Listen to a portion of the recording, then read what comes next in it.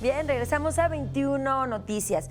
Y es que desde hace 15 años el Premio Nacional de Periodismo reconoce a los periodistas que sobresalen por su desempeño y ejercicio por la calidad de su trabajo y también, cómo no, por la oportunidad periodística ejercida en beneficio de la opinión pública.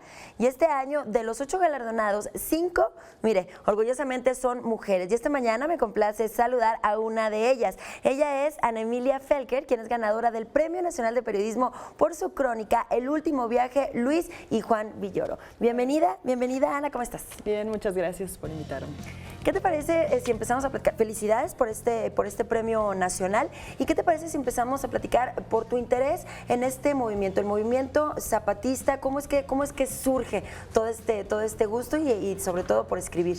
Claro, bueno, esta crónica para mí es muy significativa porque a mí me sigo muy apasionadamente al EZLN desde que tenía 15 años, cuando vinieron en 2001 en la Marcha del Color de la Tierra a San Lázaro. Sí. Salieron de Chiapas y pasaron por diferentes pueblos del país recogiendo las demandas de los pueblos indígenas y llegaron a San Lázaro, donde la comandante Ramona dio un discurso mítico y bueno, desde entonces yo me he informado sobre el movimiento, ¿no? Y bueno, ¿cuál sería la relación entre el zapatismo y el periodismo? Bueno, yo creo que parte de la enseñanza de los zapatistas ha sido aprender a escuchar, ¿no? Hay un filósofo que se llama Carlos Leckendorf, que pasó un tiempo con los tojolabales, que es el pueblo que escucha, y ahí desarrolló toda una teoría de la importancia de escuchar, ¿no? Siempre nos enseñan a hablar, hay mucha importancia sobre la retórica, pero nunca aprendemos a escuchar. Y los zapatistas nos han enseñado a escuchar, ¿no? Y creo que el periodismo se trata de escuchar a los demás. Entonces, yo hago esa relación. Muy interesante. Y bueno, tu crónica es El último viaje, Luis y Juan Villoro, y se trata acerca de cómo llevó precisamente Juan, su hijo, las cenizas de Luis para, llevar sus cenizas a que fueran enterradas, y tú tuviste la oportunidad de viajar con ellos. Conociste, conoces pues al subcomandante Marcos, hoy día subcomandante Galeano. Sí. ¿Cómo fue este proceso para escribir la crónica? ¿Estuviste ahí? Sí. Bueno, al subcomandante solo lo saludé rapidísimo. Me hubiera encantado platicar con él, pero es una figura escurridiza, ¿no? Sí.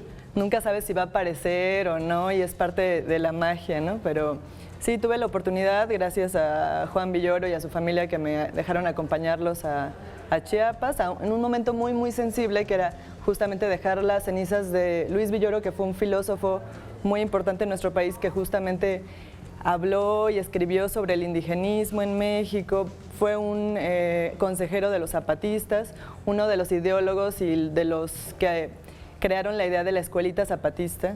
Entonces, una figura muy importante para nuestro país y para mí fue un privilegio poder estar en ese momento con ellos.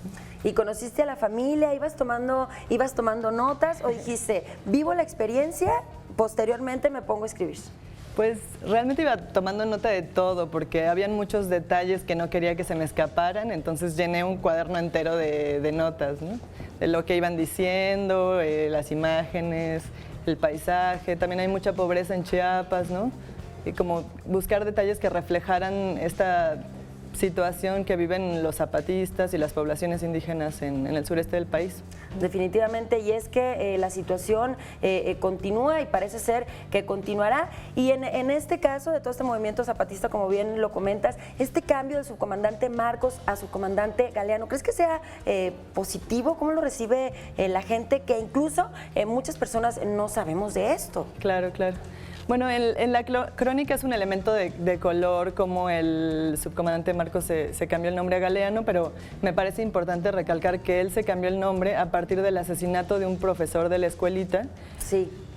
Por un grupo amparado por el PRI, el Verde y el PAN en el sureste, ¿no? Entonces, sí es un elemento narrativo y es una estrategia que utilizan mucho los zapatistas, pero es a raíz de un asesinato, ¿no? Entonces es algo muy grave y entonces el subcomandante lo que hace es acoger la identidad de uno de los suyos para que él siga viviendo a través suyo, ¿no? Entonces es algo muy bonito, pero también muy grave que sucede, ¿no?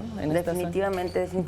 Ana, platícanos un poquito de tu trayectoria, de tus estudios. Has trabajado como periodista no solamente para medios nacionales, sino también internacionales. Sí, pues yo estudié periodismo y pues comencé haciendo prácticas en Proceso como todo el mundo es, bueno, cualquiera que estudie periodismo, Proceso es como un espacio a lo cual aspirar. Claro. Pero bueno, solo hice prácticas ahí, después entré a trabajar Expansión, y trabajé como periodista en Chilango, y luego hice una maestría en literatura y he estado más bien últimamente trabajando en cuestiones literarias, ¿no? Estoy haciendo un libro de ensayos. Y en eso ando últimamente. Pues muchas felicidades. Este viaje fue en mayo. Haces la crónica, se acaba de destapar la semana pasada, me parece, y ya viene la premiación. Sí, la semana pasada anunciaron a los ganadores. Yo para nada me esperaba esto, estoy muy contenta. Y el 14 de octubre en el Museo de Antropología se entrega el premio. Bueno, pues estaremos muy al pendiente. Muchísimas gracias por visitarnos. Gracias. Bienvenida a Capital 21. Gracias. Y bueno, pues ahí lo tiene. Gracias a ti.